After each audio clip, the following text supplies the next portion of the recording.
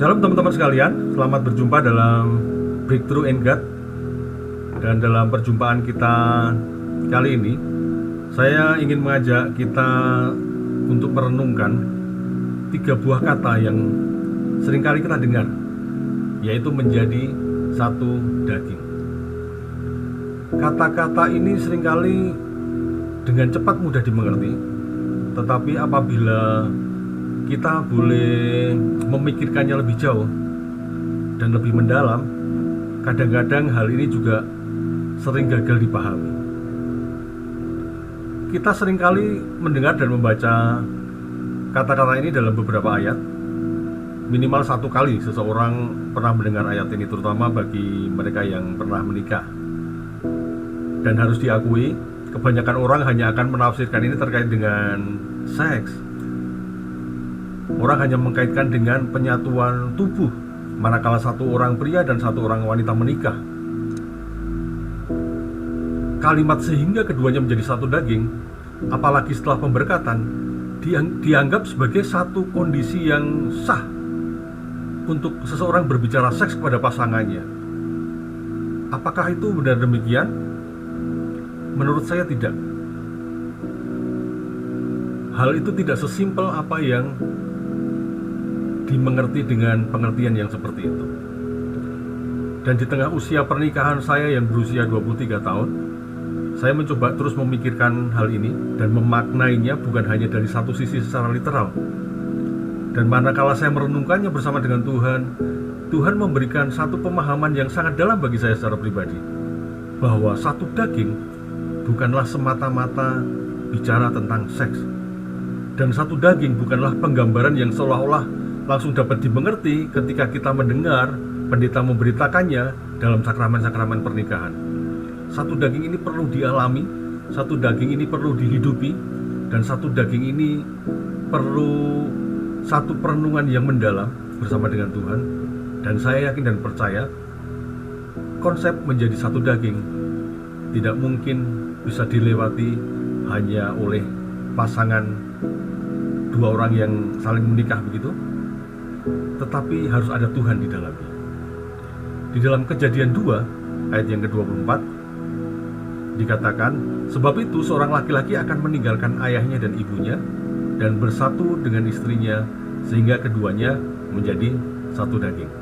Dan juga dalam Roma 10 ayat yang ke-8 dikatakan, sehingga keduanya itu menjadi satu daging, demikianlah mereka bukan lagi 2 melainkan 1. Saya sengaja mengutip 2 ayat di atas yang seolah-olah nampaknya sama, tetapi saya senang bahwa di situ saya menemukan sebuah penekanan ulang yang disampaikan oleh kitab Roma dalam akhir kalimatnya. Demikianlah mereka bukan lagi 2 melainkan 1. Bukan 2 melainkan 1. Dan apanya yang 1? Bapak, Ibu, Saudara, teman-teman sekalian, Tuhan mengingatkan saya terhadap sebuah proses operasi ketika saya merenungkan hal ini, menjadi satu daging. Saya membayangkan adanya satu bagian tubuh kita, bagian luar tubuh kita yang terluka, entah karena kecelakaan, karena sakit tertentu, di mana untuk menutup luka tersebut jalan satu-satunya adalah terkadang harus diambilkan bagian tubuh kita yang lain, entah itu bagian kulit atau daging yang lain, untuk disatukan di situ. Kemudian dijahit, diberi obat, dan lain-lain. Intinya, terdapat 2 bagian daging atau kulit, di mana di situ terdapat jaringan-jaringan dan lain sebagainya, dan itu harus disatukan. Tetapi ternyata proses untuk menjadi satu daging itu tidaklah berjalan sedemikian simpel seperti apa yang kita bayangkan. Karena dengan pengobatan, dengan jahitan, dan lain sebagainya, itu tidak menentukan bahwa proses operasi di mana 2 daging itu disatukan itu otomatis menjadi menyatu. Karena ternyata untuk mereka bisa menyatu diperlukan syaraf-syaraf yang hidup, diperlukan sel-sel yang hidup, diperlukan darah yang boleh mengalir, diperlukan take and give antar daging yang satu dengan daging yang lainnya. Bapak, Ibu, Saudara, teman-teman sekalian, menjadi satu daging adalah sebuah proses. Dan proses menjadi satu daging itu tidak akan berhasil apabila salah satu dari daging itu syarafnya mati, salah satu dari daging itu sel-selnya mati. Karena ketika mereka tidak hidup kedua-duanya, ada nanah yang akan muncul di situ. Akan ada keterpisahan, ada satu infeksi, ada hal yang justru akan membuat luka itu menjadi semakin buruk. Bagaimana dengan pernikahan? Di dalam Matius 19 ayat yang ke-6 dikatakan demikian. Demikianlah mereka bukan lagi dua, melainkan satu. Karena itu apa yang telah dipersatukan Allah tidak boleh diceraikan manusia. Saya meyakini ketika Allah menyatukan seseorang dari dua menjadi satu dalam pernikahan kudus, proses keduanya menjadi satu daging itu adalah bukan proses yang semata-mata terjadi ketika mereka diteguhkan di dalam pernikahan kudus. Tetapi menjadi satu daging adalah proses yang terjadi terus-menerus. Bahkan di situ dikatakan sampai maut memisahkan. Pertanyaannya adalah sampai kapan? Sampai seterusnya, sampai maut memisahkan, sampai Tuhan memanggil salah satunya atau kedua-duanya.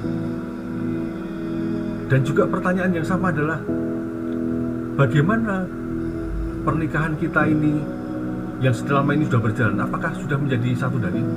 Itu pertanyaan yang harus dijawab oleh setiap kita semuanya.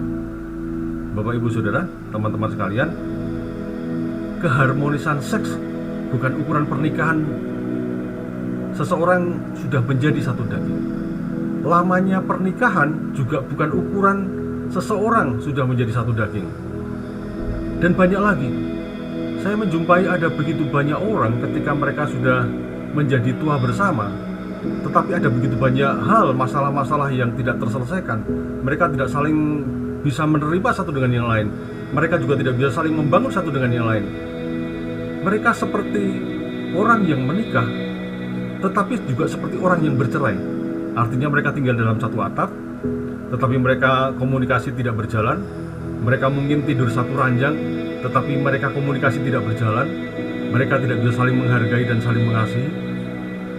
Artinya ketika kita melihat pernikahan-pernikahan yang semacam ini, proses satu daging tidak bisa berjalan dengan baik. Dan yang terjadi adalah ketika pernikahan-pernikahan di mana terjadi satu kondisi yang parah di dalamnya, hal itu seperti operasi tadi.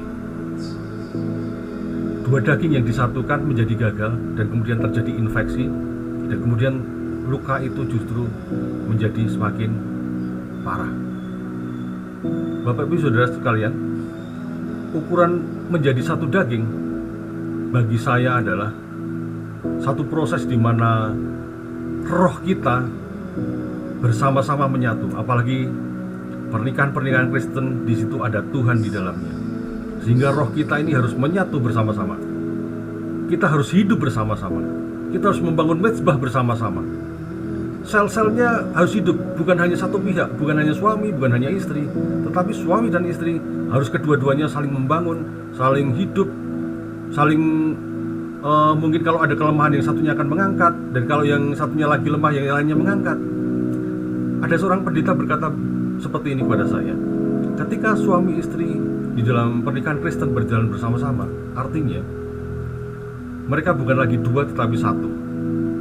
Sehingga meskipun ketika mereka menemui sebuah kegagalan, siapapun yang menjadi penyebab kegagalan itu adalah milik bersama-sama. Atau kalaupun mereka mencapai satu keberhasilan yang boleh dicapai dalam keluarga ini, keberhasilan itu dicapai oleh siapapun, itu adalah keberhasilan bersama.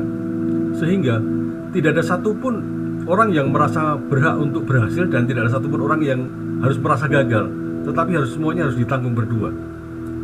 Demikianlah proses, bukan lagi dua menjadi satu. Ini menjadi sebuah perenungan untuk kita semua. Ketika kita sudah menikah,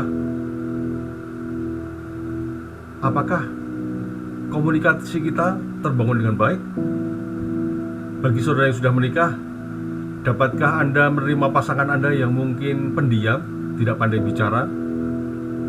Kalau menjawab pertanyaan mungkin dia sangat pelan, mungkin cara berpikirnya lamban, kurang bisa mendengar dan menyimak dengan baik, atau apakah Anda bisa menerima itu? Ketika Anda menikah, mungkin bagi Anda hal itu tidak terasa. Ketika awal-awal pernikahan itu menjadi tidak masalah. Tetapi ketika usia pernikahan Anda semakin lama dan semakin berumur, Anda semakin tua, apakah Anda dapat menerima kelemahan itu tanpa harus merasa terluka, tanpa harus merasa curiga bahwa pasangan Anda mengabaikan Anda? Atau sebaliknya, apakah pasangan Anda seorang yang energik dan berbeda dengan Anda? Apakah Anda juga bisa menerimanya? Apakah berarti lambat berarti lebih lemah daripada yang cepat? Atau apakah yang cepat selalu lebih lemah karena sembrono dan yang lambat lebih unggul? Saya pikir tidak selalu demikian. Tuhan menciptakan masing-masing kita sesuatu yang khusus, menjadikan pribadi-pribadi yang khas, yang unik di hadapan Tuhan. Oleh karena itu, pernikahan di dalam Tuhan menjadi satu daging adalah sesuatu yang saling melengkapi satu dengan yang lain. Mari bersama-sama menghitung usia pernikahan kita.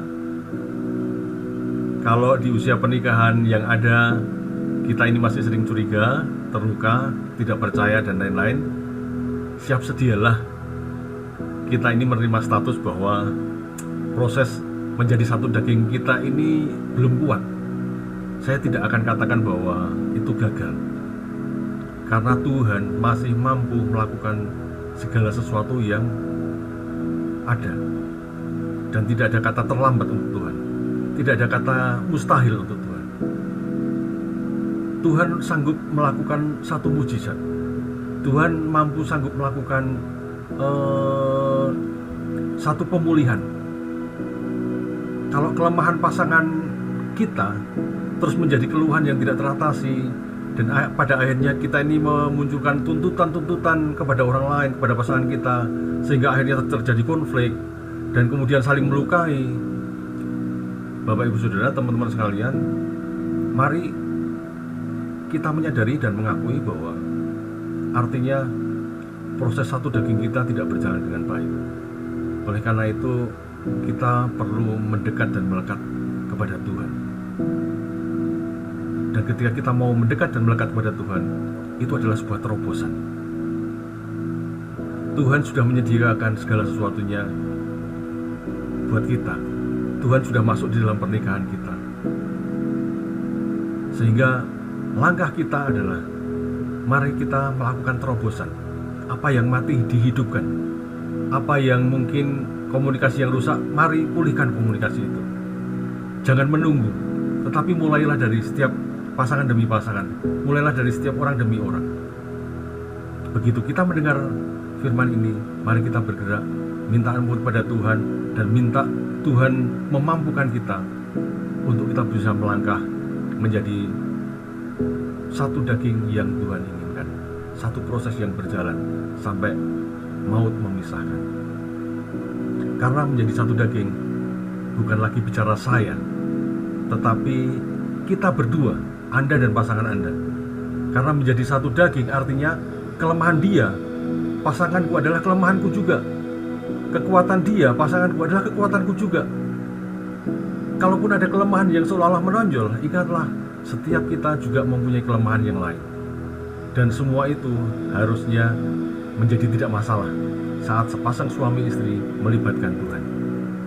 Menjadi satu daging artinya semakin lama semakin kuat, dan bukan justru menjadi semakin lemah ikatannya.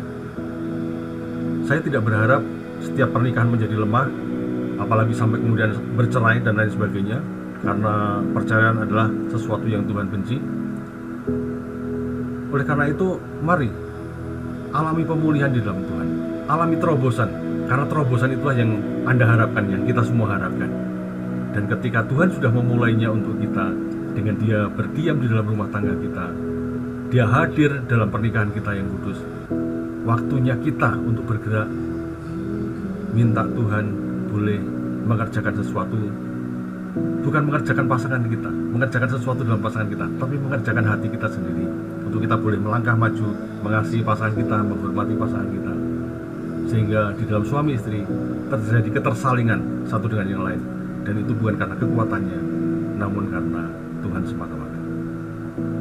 Puji nama Tuhan. Kiranya perenungan ini boleh menjadi satu refleksi buat setiap kita. Sudahkah kita memahami menjadi satu daging? Sudah kuatkah ikatan Anda dan pasangan Anda? Dan oleh karena itu, saya ingin berdoa untuk setiap teman-teman sekalian dan kita semuanya yang mendengarkan firman Tuhan malam hari ini. Mari kita berdoa. Bapa di surga, di dalam nama Tuhan Yesus, hamba-Mu berdoa kiranya Engkau memberikan satu pengertian yang dalam kepada setiap pasangan-pasangan suami istri, supaya mereka boleh mengerti makna apa itu menjadi satu daging.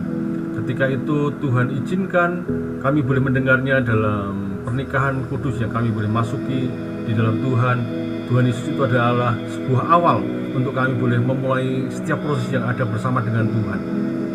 Sampai kemudian maut memisahkan kami, sampai kemudian Tuhan memanggil kami pulang ke surga. Tuhan Yesus, proses itu akan terus berjalan. Dan oleh karena itu Tuhan Yesus, Tuhan Engkau memampukan kami, Engkau menolong kami untuk boleh mengerjakannya, supaya roh kami bersama-sama hidup kami boleh dipenuhi oleh puji-pujian yang sama, satu visi yang sama, untuk kami ini boleh mengerti rencana dan kehendak Tuhan dalam setiap kehidupan pernikahan dan keluarga kami. Terima kasih Tuhan Yesus. Engkau juga memberkati setiap orang-orang yang mereka merencanakan pernikahan. Mari Tuhan ajarkan kepada setiap kami pengertian yang lebih dalam mengenai proses satu daging, bahwa itu bukan hanya bicara mengenai penyatuan tubuh, bukan bicara mengenai seks, namun ada sesuatu yang Tuhan mau kerjakan lebih lagi. Ada sesuatu ketersalingan, saling mengasihi satu dengan yang lain, seperti Kristus kepada jemaatnya. Dan kami merindukan pernikahan-pernikahan yang ada menjadi satu pernikahan yang memuliakan nama Tuhan, dan disitulah generasi ilahi boleh muncul dan Tuhan disenangkan karenanya. Terima kasih Tuhan Yesus. Kami sudah berdoa, bersyukur buat saat ini, buat firman-Mu yang boleh kami mengerti dalam nama Tuhan Yesus. Amin. Terima kasih sudah bersama-sama Breakthrough in God kali ini, dan sampai bertemu dalam program selanjutnya. Tuhan Yesus memberkati.